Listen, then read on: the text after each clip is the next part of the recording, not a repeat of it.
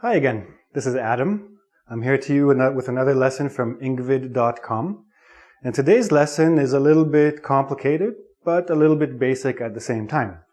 Today we're going to look at the passive form of the verb. Now, before we get to look at the more complicated things, like the 4 reasons to use the passive, let's have a very quick review of what is a passive and how do we construct it. So if we look at a basic sentence, the cat ate the rat. Okay, very easy.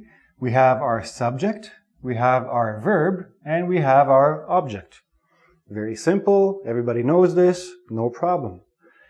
What we have to remember is that in this sentence, the subject is doing the action to the object. Good. In a passive sentence, we are reversing this order, okay? We are going now this way. What was the object is now the subject. And we have a verb, was eaten. By the cat is now less important. If we want to say it, we say it. If we don't, we take it out. But this is now not an object. We call this now the agent. The person or thing that is doing the action. So the difference here is that the subject is now receiving the action. Very easy, no problem. How do we create the passive? Be verb plus the past participle. Verb 3, some of you call it. Okay, no problem. Now, what we have to concentrate on is the 4 reasons we use the passive. Students always ask me, I know how to use the passive, but why am I using the passive? I can communicate easily, I can speak easily, I can write easily, and never use the passive. Of course you can. But there are reasons to use it. Okay, so the first reason that we would use a passive is because the subject is unknown, obvious, or not important. If we don't know who or what did the action, we can use a passive. If we know very clearly, it's very obvious who did the action, then we can use a passive. If the person or thing that did the action is just not important to our sentence, we can take it out and use the passive. I'm going to give you some examples, don't worry.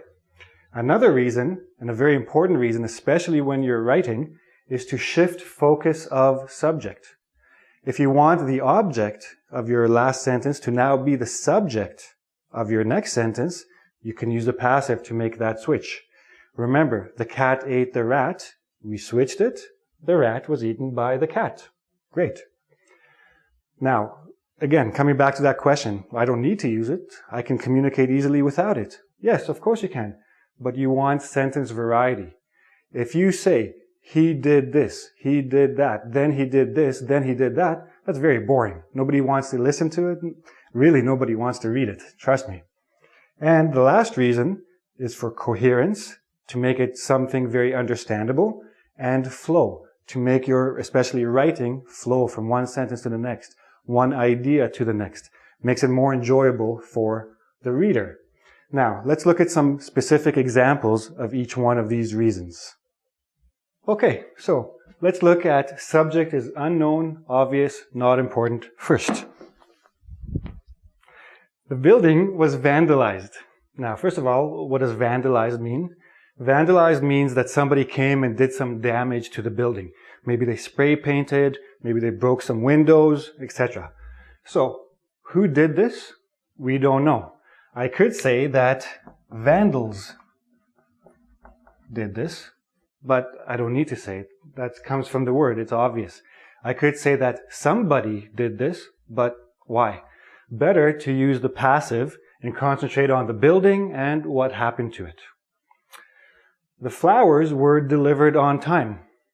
Who delivered it? Well, it's obvious. Either the flower company or the delivery company. I don't need to say it. It's very clear that one of these two delivered the flowers. The roads were fixed quickly. Who fixed them? Who cares? They're fixed. That's what's important. I can drive. I'm happy. Now, we can also use the passive, and we commonly use the passive to give information. The airplane was invented in the early 20th century. Exactly when? I don't want to say. Who invented it? I don't want to say. Why?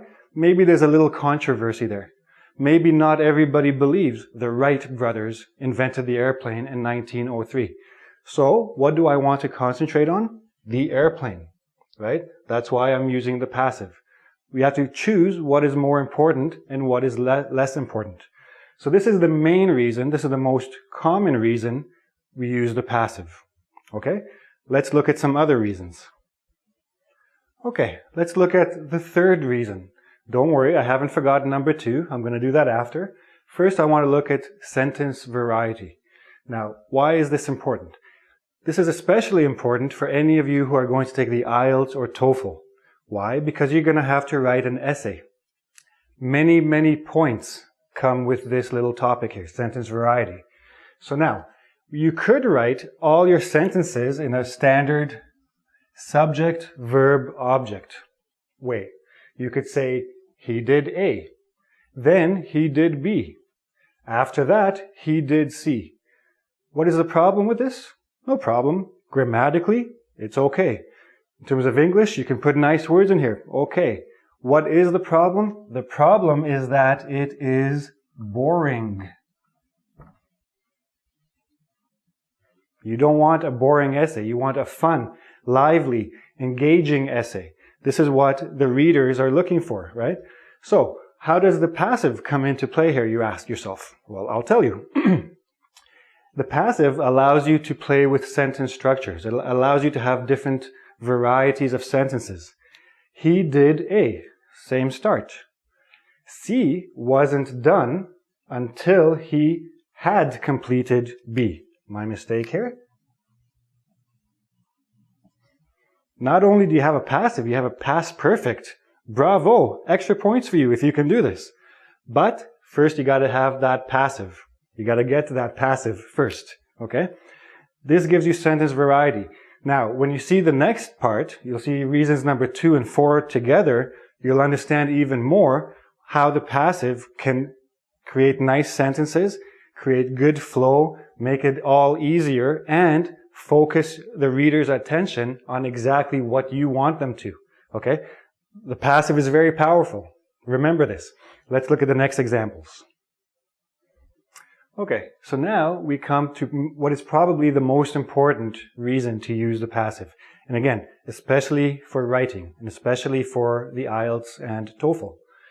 We're looking at shifting focus and creating flow in our writing. So, for example, you are writing an essay about Coca-Cola. What is the most important thing you're going to talk about? Of course, it's Coca-Cola, right? So you want this to be your subject. John Pemberton invented Coca-Cola. We don't really care about John Pemberton. We care about what he invented. So we switch around the sentence, right? Coca-Cola was invented by a pharmacist named John Pemberton. Easy. We put the focus on the Coca-Cola.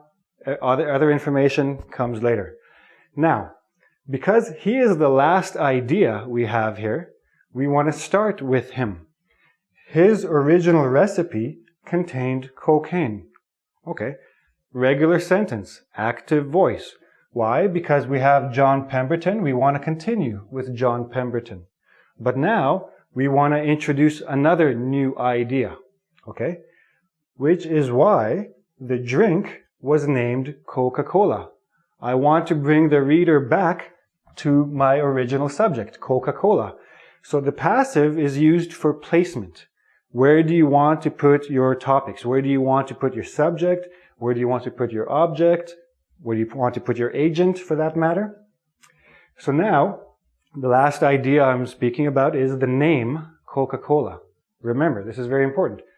Today, Coca-Cola, again, I'm talking about the name, the product, is a global brand. What is a brand? A brand is basically a name, right? You see how I connected the ideas. I kept them close to each other.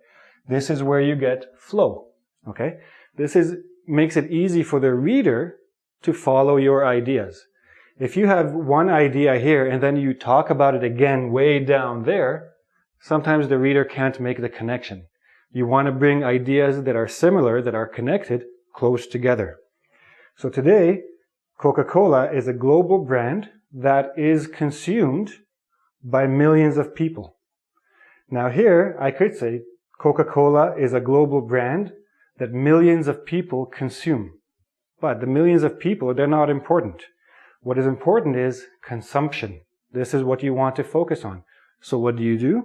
You put it in a passive. You bring it closer to your original idea, brand. This is the subject.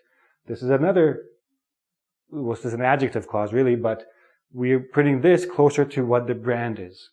The millions of consumers, the millions of people, not really important. We don't care about them. Okay? So, I hope you understand what I did here. I placed focus on the subject I wanted to. I connected ideas together to create flow. And most of all, I have sentence variety. I don't say John Pemberton invented Coca-Cola. Coca-Cola had cocaine. He named the drink Coca-Cola because of the cocaine, right? It's very, very boring. Very blah. If you know what blah means, it means boring. So what do? We have variety, we have flow, we have focus. Everybody's happy. And who's the happiest? You, when you get your high IELTS and TOEFL score. Okay? Great. Thank you very much for joining me today. Please go to ingvid.com. There's a quiz there for you, as usual. And look at the other teachers' lessons. They're all very nice. Please come back and visit us again. Thank you very much.